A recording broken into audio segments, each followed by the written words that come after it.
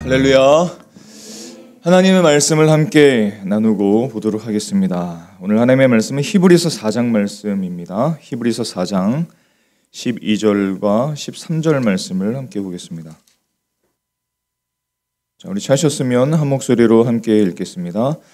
하나님의 말씀은 살아있고 활력이 있어 좌우의 날선 어떤 검보다도 예리하여 혼과 영과 및 관절과 골수를 찔러 쪼개기까지 하며 또 마음의 생각과 뜻을 판단하나니 지으신 것이 하나도 그 앞에 나타나지 않음이 없고 우리의 결산을 받으실 이의 눈앞에 만물이 벌거벗은 것 같이 드러나느니라. 아멘. 자, 이번엔 한 번 더 우리 읽을 때 하나님의 말씀이 어떤 말씀인지를 생각하면서 한 번 더 읽어보겠습니다. 자, 다시 한번 읽어보겠습니다. 하나님의 말씀은 살아있고 활력이 있어 좌우의 날선 어떤 검보다도 예리하여 혼과 영과 및 관절과 골수를 찔러 쪼개기까지 하며 또 마음의 생각과 뜻을 판단하나니 지으신 것이 하나도 그 앞에 나타나지 않음이 없고 우리의 결산을 받으실 이의 눈앞에 만물이 벌거벗은 것 같이 드러나느니라. 아멘. 아까 우리 성경을 처음에 히브리서 4장을 찾아서 우리 함께 읽자고 제가 이제 말씀을 드렸을 때 제가 기대하는 것 중에 하나는 무엇이냐면 이 소리가 들리는 겁니다. 이 소리가 들리는 것. 자기의 성경으로 성경을 자기가 찾는 것을 제가 기대해요. 너무 조용해.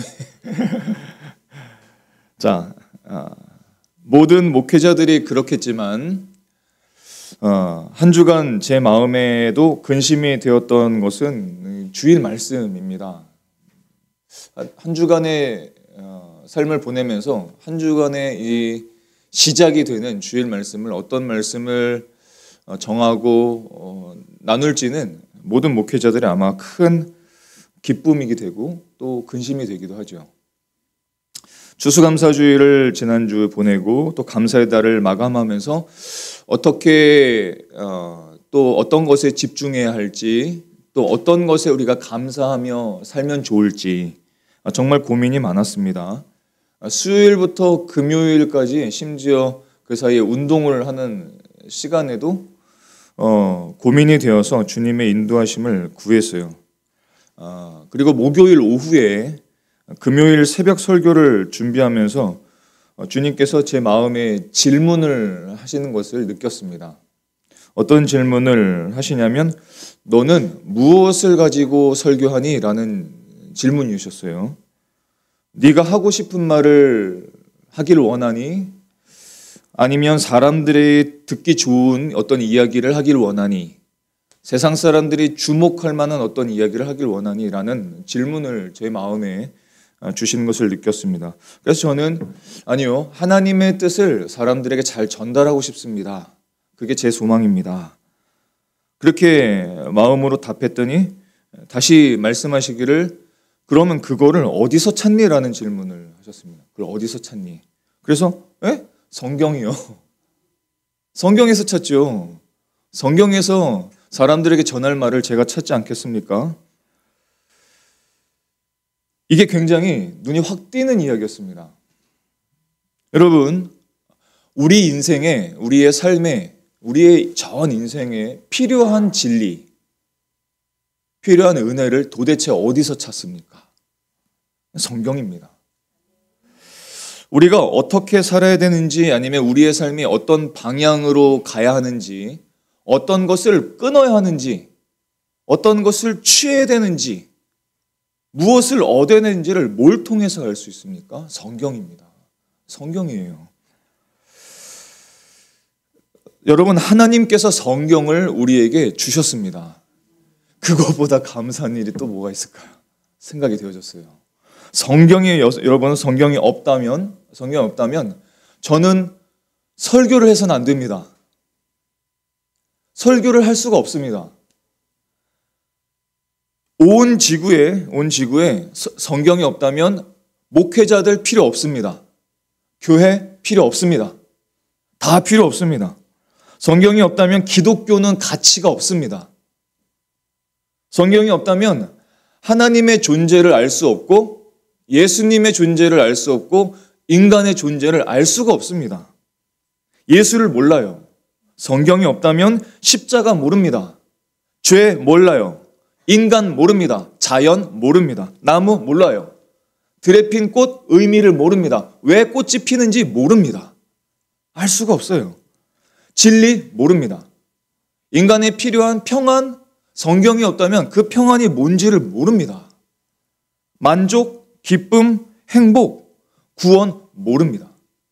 성경이 없으면 아무것도 몰라요. 그리고 다른 데서 의미를 찾기 시작하는 겁니다. 구원, 안식 결코 알 수 없습니다. 인생의 의미, 인생의 목적, 인생의 결말, 성경이 없다면 아무것도 모릅니다. 제대로 알 수 없습니다. 성경은 그만큼 중요합니다. 하나님은 성경을 통해서 우리에게 필요한 모든 것을 가르쳐 주십니다. 하나님이 어떤 분인지, 인생이 의미가 무엇인지, 목적이 무엇인지, 인생의 결말이 무엇인지를 성경을 통해서 알려주세요. 우리가 살고 있는 이 세상의 문제가 무엇인지, 이 사회의 문제가 무엇인지, 내 삶에 무엇이 문제인지를 성경을 통해서 알려주시고 성경의 말씀을 통해서 고쳐주시고 성경의 말씀을 통해서 우리를 변화시켜 주시는 것입니다. 어떻게 고쳐주시냐면 오늘 말씀을 따르자면 마치 최고의 의사가 최고의 수술용 메스를 들고 수술하듯이 그렇게 말씀을 통해서 우리를 변화시키십니다. 오늘 말씀을 우리 다시 한번 읽어볼게요. 자, 그 의미를 우리가 마음속에 담고 한 번 더 읽어보겠습니다. 시작. 하나님의 말씀은 살아있고 활력이 있어 좌우의 날선 어떤 검보다도 예리하여 혼과 영과 및 관절과 골수를 찔러 쪼개기까지 하며 또 마음의 생각과 뜻을 판단하느니 지으신 것이 하나도 그 앞에 나타나지 않음이 없고 우리의 결산을 받으실 이의 눈앞에 만물이 벌거벗은 것 같이 드러나느니라. 아멘. 무엇 때문에? 하나님의 말씀 때문에, 성경 때문에요. 여러분, 모든 사람들은 안식을 추구하고 안식하며 살기를 기대합니다. 또 안식을 위해서 모든 것을 수고하고 노력합니다. 우리 마음에 우리의 삶에 안식이 있기를 원해요. 하지만 사람들은 고생은 고생대로 하면서 안식을 얻지 못하고 기진하며 살아갑니다. 어제 약국에 들릴 일이 좀 있었는데 약을 받기 위해서 사람들이 이렇게 한 명씩 들어와서 앉아요. 대기합니다. 콜록콜록 거려요. 어떤 사람들은 머리를 붙잡고 어떤 사람들은 여기를 붙잡고 어떤 사람들은 갑자기 실랑이를 벌이더라고요. 약국에서. 느꼈습니다. 인생에 참 안식이 없구나라는 생각이 갑자기 들었어요. 우리들은 항상 바쁩니다. 바쁜데 바쁘다가 갑자기 스케줄이 비면 불안해합니다. 끊임없이 자기 가치를 결과로 증명해야 하는 사회에 살고 있고 정서적으로 많은 사람들이 피폐해졌어요. 세상에 20대, 30대가 번아웃을 호소합니다.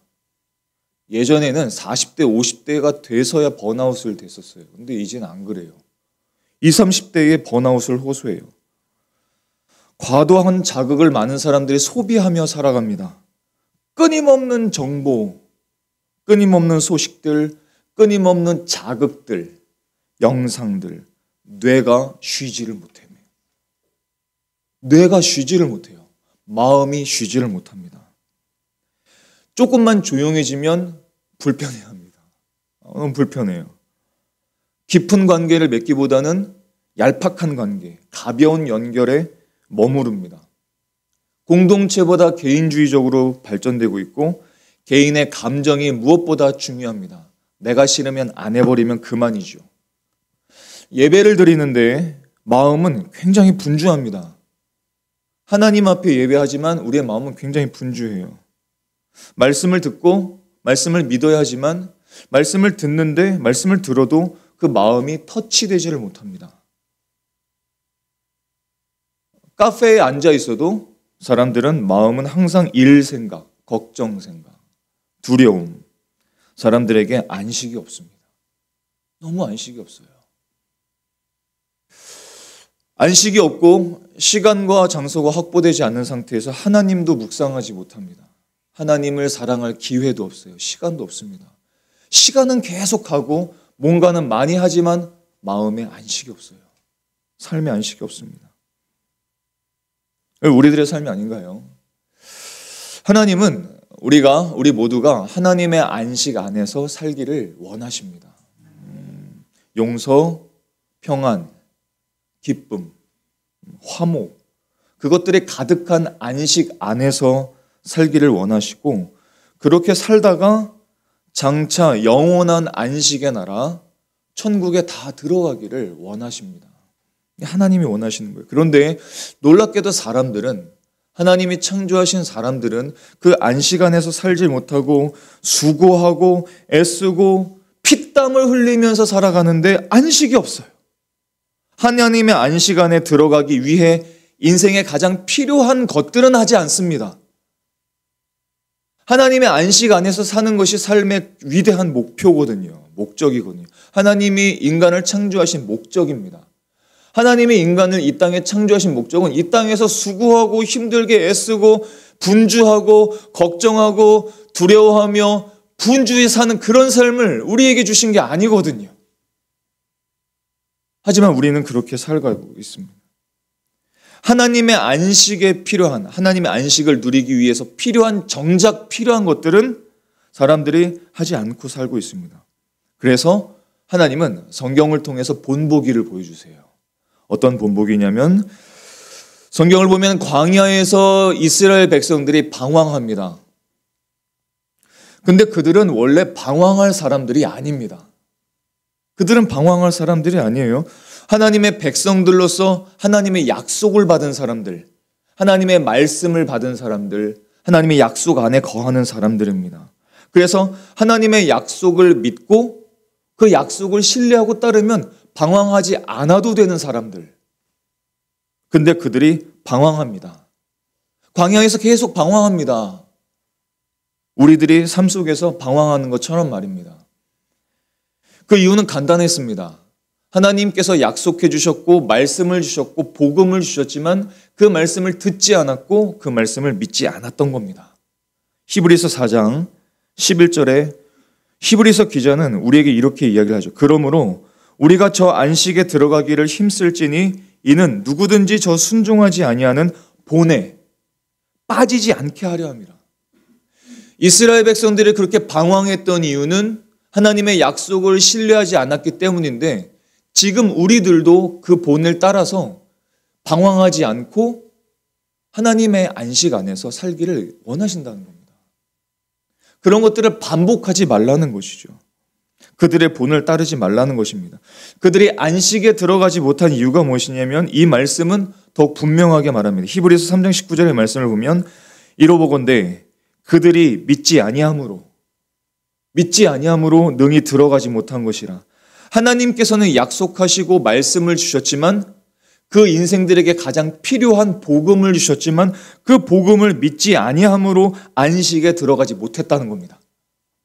우리가 살면서 안식을 취하지 못하는 이유는 무엇이냐면 하나님께서 우리에게 복음을 안 주신 게 아니라 복음은 주셨지만 말씀은 주셨지만 그 말씀을 믿지 않기 때문이라는 겁니다. 그래서 안식하지 못하는 거예요. 오늘날 사람들이 안식 없는 인생을 사는 것은 하나님의 약속을 신뢰하지 않기 때문입니다. 그렇다면 여러분 반대로 생각해 볼까요? 자, 그렇다면 안식을 취할 수 있는 방법은 무엇입니까?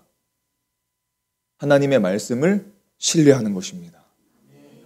하나님의 약속을 신뢰하는 거예요. 다른 방법이 아닌 것이죠. 먼저 하나님의 약속, 하나님의 말씀을 부지런히 듣는 겁니다. 부지런히 말씀을 들어야 돼요. 그리고 그 말씀을 믿는 것입니다. 히브리서 4장 2절의 말씀을 우리 같이 한번 읽어보겠습니다. 시작. 그들과 같이 우리도 복음 전함을 받은 자이나 들은 바 듣는 자가 믿음과 결부시키지 아니함이라. 아멘. 하나님의 말씀을 주셨지만 그 말씀이 유익하지 못한 이유가 뭐예요? 그 말씀을 들었지만 믿음으로 듣질 않았는 겁니다. 믿음으로. 여러분들은 지금 저의 설교와 오늘 히브리서 4장의 말씀을 믿음으로 듣고 계신지요? 그래야 됩니다. 그때 안식이 주어지는 겁니다. 하나님은 그의 백성들을 돌보시고 또 승리를 주시고 용서하시고 새로운 땅을 주시고 자비를 베푸시겠다고 약속하셨어요. 사람들이 잘 믿지를 못하니까 출애굽의 대역사를 보여주셨습니다. 애굽에 수많은 징계를 내리시고 징벌을 내리시고 그리고 출애굽의 역사를 통해서 이스라엘 백성들을 얼마나 사랑하시는지 보호하시는지를 보여주셨어요. 직접 홍해를 가르셨습니다. 직접 보게 하셨습니다. 그럼에도 불구하고 사람들은 금방 잊어버렸어요. 하나님을 믿지 않았습니다. 하나님을 믿지 않는 이유가 뭘까요? 여러분, 하나님을 믿지 않는 이유가 뭘까요? 하나님 말고 다른 방법으로 행복해질 수 있다고 믿기 때문입니다. 하나님 말고, 말씀 말고 다른 방법으로 내 인생이 행복하고 안식할 수 있다고 믿기 때문에 하나님을 믿지 않는 겁니다. 그래서 하나님을 나오지 않는 거예요. 하나님의 약속 말고 인생의 행복에는 다른 방법이 있다고 여겼던 겁니다. 이스라엘 백성들이 그랬던 거예요. 그래서 하나님을 따르기보다는 다시 종되었던 애굽으로 돌아가기를 원했습니다. 이것이 그들의 불신앙이었고 그들의 불순종이었고 그들이 안식하지 못했던 이유입니다. 쉬지 못했던 이유예요. 그래서 하나님께서는 히브리서를 통해서 그 이스라엘 백성들의 본을 따르지 말라는 거예요. 우리에게. 우리가 그렇게 되지 않기를 원하십니다. 하나님의 말씀, 하나님의 복음을 듣기를 우리가 힘쓰고 그 말씀을 믿기를 힘쓰고 그것을 품고 붙잡고 살 때 안식 없는 인생을 마감하고 안식 가운데 살며 궁극적으로 영원한 안식을 얻기를 기대하시는 것입니다. 여러분 정말 그럴 수 있을까요?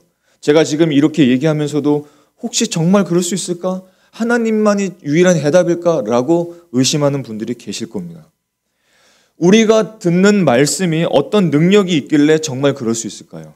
자, 병원을 가면 엑스레이를 찍습니다. 그렇죠? 좀 심하면 또 못 찍죠? 네, CT도 찍고 또 MRI도 찍습니다. 왜 찍습니까? 겉으로는 볼 수 없기 때문에 찍습니다. 겉으로는 볼 수가 없어요. 내 안에 있는 것이지만 내 뼈를 나는 보지를 못합니다. 그렇죠? 그래서 엑스레이를 찍습니다. 겉으로는 멀쩡해 보이는데 그 안에 금이가 있는지 어디가 아프는지 이 엑스레이나 CT나 MRI를 통해서 정확하게 보여주죠. 그럼 여러분 마음은 어떻게 보실 겁니까? 내 영혼은 어떻게 보실 겁니까? 내 마음이 고장나고 내 영혼이 고장나 버렸다면 뭘 통해서 보고 고칠 수 있겠습니까? 그게 오늘 말씀이 주시는 겁니다. 하나님의 말씀이라는 거예요. 하나님의 말씀이 엑스레이보다 CT보다 MRI보다 더 깊이 들어와서 내 영혼을 보는 겁니다. 내 영혼이 어디가 고장났는지, 내가 욕심과 교만이 어떤 곳에 치우쳐 있는지, 내가 잘못 가고 있는지 잘 가고 있는지, 내 영혼이 건강한지 아니면 상처나서 쓰러지기 직전인지 아니면 완전히 이 방바닥에 널브러져 있는지를 말씀을 통해서 볼 수 있다는 거예요. 그런데 그 말씀을 보지 않으면 어떻게 돼요? 알 수가 없습니다. 말씀을 통해서 내 안에 있는 영혼과 내 삶을 볼 수가 있는데 말씀을 보지 않으면, 말씀을 집중하지 않으면 내 안에 돌아가는 내 인생이 어떻게 된지를 모릅니다. 알 수가 없어요. 그리고 스스로 생각합니다. 난 잘 살고 있어. 내가 하는 수고가 맞아. 내가 가고 있는 인생이 옳아. 라고 오해하고 착각한다는 겁니다. 보지를 못하는 거예요. 엑스레이를 찍지 않으면 내 뼈가 금이가 있는데도 금이가 있는 줄을 모르고 막 움직이다가 완전히 부러져 버리는 거예요. 성경, 하나님의 말씀은 살아있습니다. 살아있어요. 활력이 있고, 오늘 말씀을 보면 활력이 있습니다. 운동력이 있고, 운동력이 있다는 것은 힘이 있습니다. 어떤 힘이 있냐면 양쪽으로 날이 선 어떤 칼보다도 날카롭다고 말씀하셔요. 그래서 사람 속을 꿰뚫습니다. 우리가 말씀을 들을 때 이 안에 파고들어서 내 영혼과 마음을 헤집는 것을 느끼십니까? 하나님은 이렇게 말씀하셨어요. 저렇게 말씀하셨어요. 하실 때 그 말씀을 듣고 이 안이 막 회집어지고 막 갈라지고 이것을 느끼셨습니까? 정상입니다. 그래야 됩니다. 말씀을 듣는데 아무런 터치가 없고 갈라지는 거 없고 꿰뚫는 것이 없다면 말씀을 듣지만 믿음으로 결부시킨 것이 아니라는 겁니다. 안 듣고 있다는 거예요. 전혀 듣고 있지 않다는 겁니다. 하나님의 말씀은 사람 속을 꿰뚫고 영혼을 꿰뚫고 관절을 꿰뚫고 골수를 가릅니다. 뿐만 아니라 마음속의 생각, 마음속의 판단을 판별합니다. 그래서 왜 그렇게 하십니까? 우리의 영혼에, 우리의 삶에 암세포가 있는지 썩은 것이 있는지를 발견하고 그것을 도려내시려고 하는 겁니다. 우리의 안에 의심들, 불신앙들, 불순종들을 발견해서 말씀을 통해 발견해서 그것을 잘라내버리고 도려내버리고, 왜? 우리가 안식하기를 원하시니까요. 우리가 안식하기를 원하시니까요.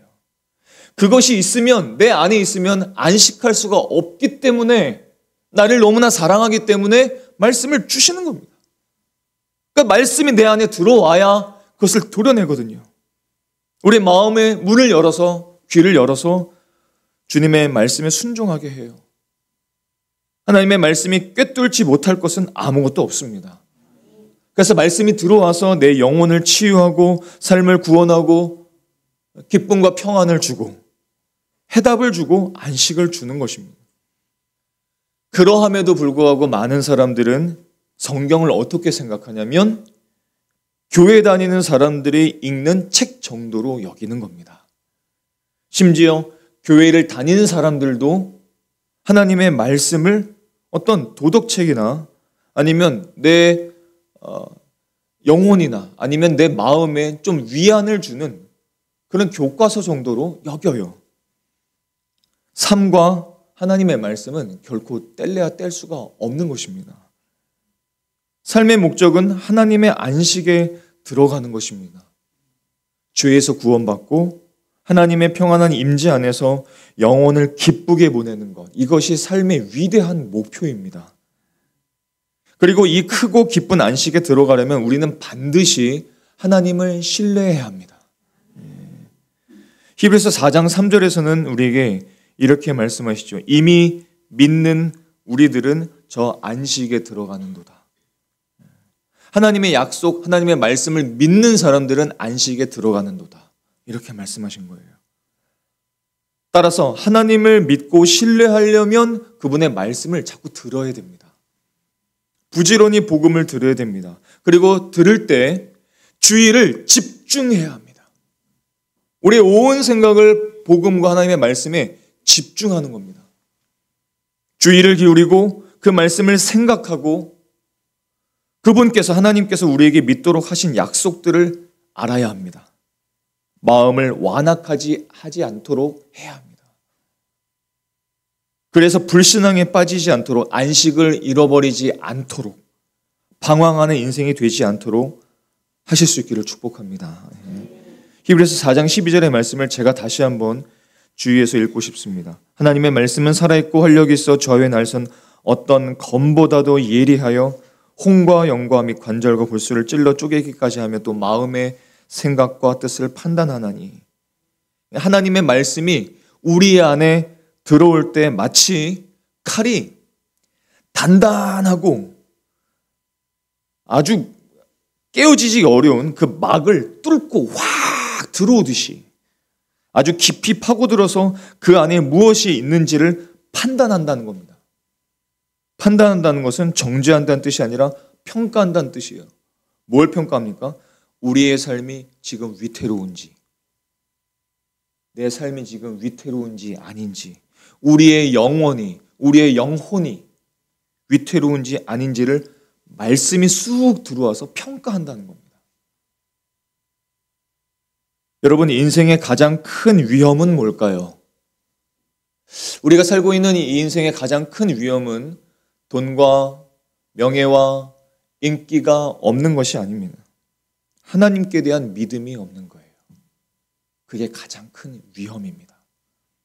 히브리서 3장 19절의 말씀을 제가 다시 한번 보면 이로 보건대 그들이 믿지 아니함으로 능히 들어가지 못한 것이라, 이렇게 말씀한 거예요. 따라서 우리 인생에 정말로 우리에게 필요한 것은 무엇이냐면 불신앙으로부터의 보호입니다.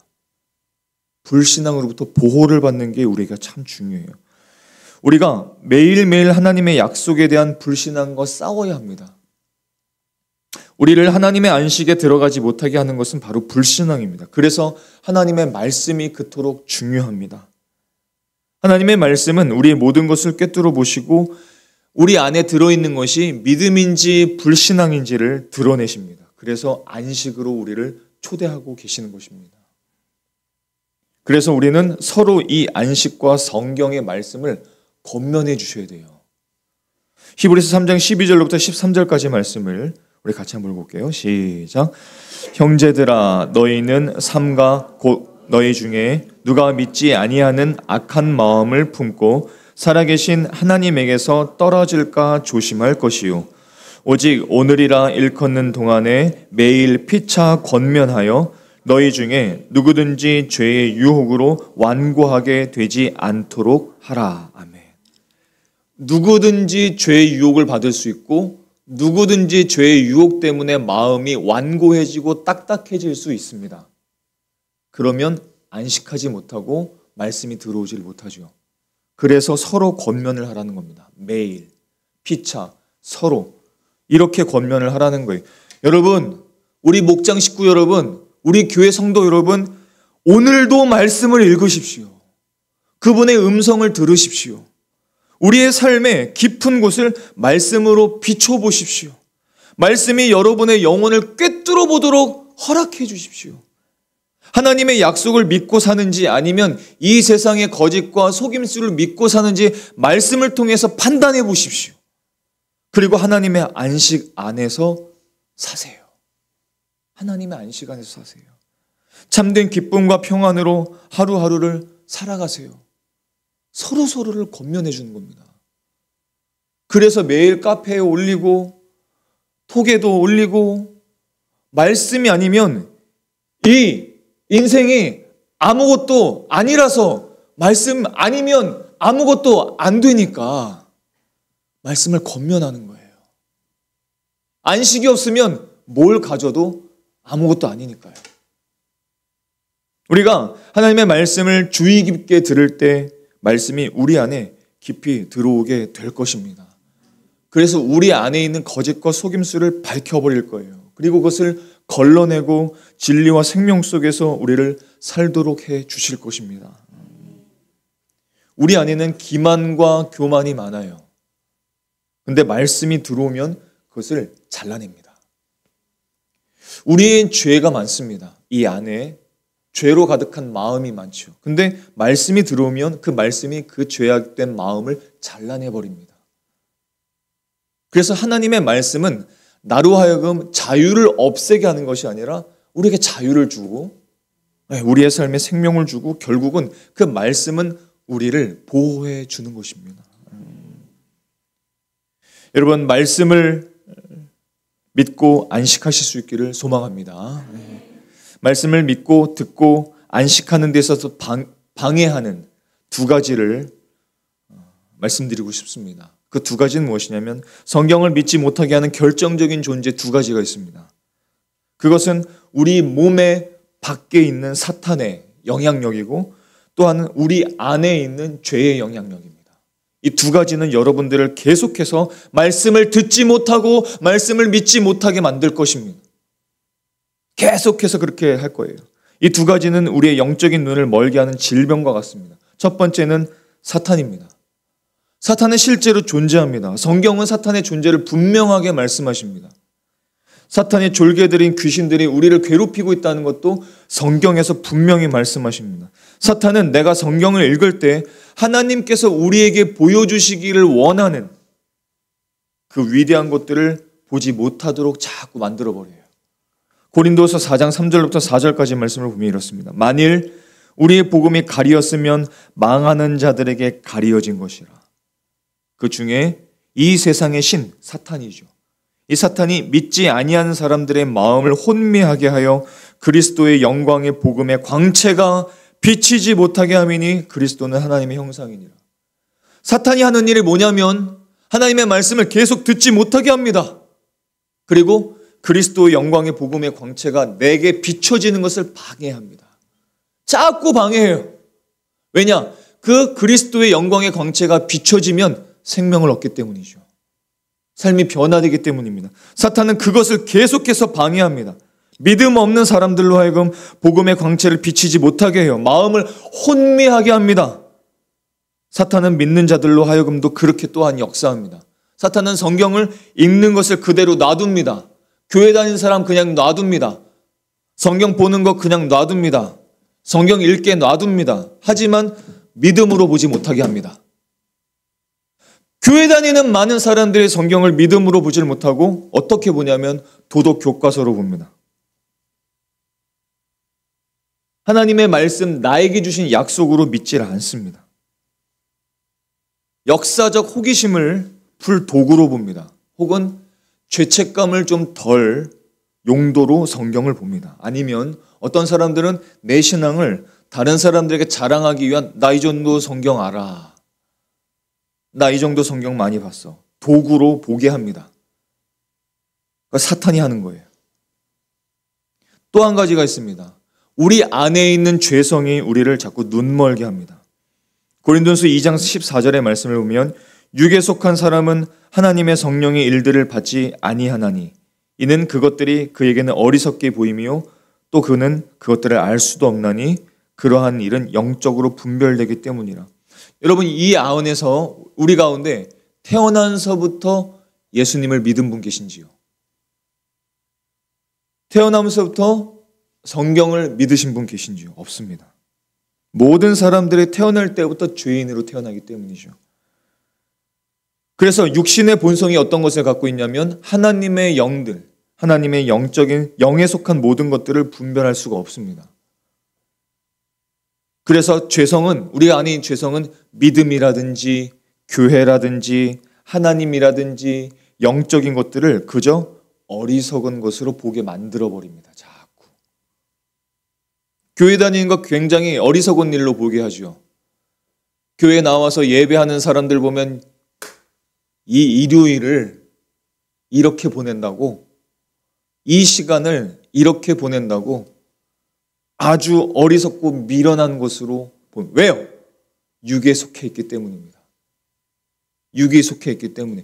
내가 주일날 예배 드린 것뿐만 아니라 주중에 예배하고 하나님의 말씀을 읽는 것이 거추장스럽고 불편하고 싫고, 그렇다면 나는 예수님을 알아도 지금 육에 속해서 살아가고 있는 중입니다. 영적인 것을 분별을 못하는 거예요. 그래서 로마서 8장 7절로부터 8절까지 이렇게 말씀합니다. 육신의 생각은, 죄성에 속한 생각은 하나님과 원수가 되나니 이는 하나님의 법에 굴복하지 아니할 뿐만 아니라 할 수도 없습니다. 육신에 있는 자들은 하나님을 기쁘시게 할 수 없느니라 했습니다. 그래서 이 사탄과 죄는 우리로 하여금 계속 성경을 읽고 성경을 주의 깊게 보고 하나님의 말씀을 믿는 데 있어서 계속해서 우리를 방해하고, 성경을 읽는 궁극적인 삶의 위대한 목표, 안식과 천국과 구원과 이 땅에서의 평안과 자유를 누리지 못하게 합니다. 자꾸 그렇게 못합니다. 근데 여러분, 성경의 시대로부터 지금까지 수많은 사람들이 성경의 말씀을 통해서 안식을 얻었습니다. 그렇죠? 안식하고 있습니다, 지금도. 그리고 영원한 안식을 보장받았습니다. 왜요? 사람들이 노력했기 때문일까요? 아닙니다. 아니에요. 살아있는 하나님의 말씀인 이 성경을 제대로 보고 믿을 수 있도록 도와주시는 분이 계시기 때문입니다. 그분이 누구냐면 바로 하나님이십니다. 하나님이세요. 우리가 성경에 담긴 진정한 의미를 알고자 소망하고 노력하고 삶이 변화되기를 기대하고 그렇게 할 때에 우리 스스로는 할 수 없는 일들을 하나님 아버지가 예수 그리스도께서 성령 하나님께서 우리를 위해 해 주시는 것입니다. 그리고 우리는 그것을 의지하는 것입니다. 하나님은 성경을 우리에게 펴주시고 마음을 열어주십니다. 그게 하나님께서 우리를 도와주시는 방법이세요. 십자가 사건이 있은 후에 예수님을 따랐던 제자들이 많았지만 이 제자들이 예수님의 죽음을 보고 예수님을 떠나갔습니다. 예수님을 따랐던 두 제자가 있는데 이 두 제자가 예수님의 죽음 때문에 낙심하고 자신들의 고향인 엠마오로 돌아가고 있었어요.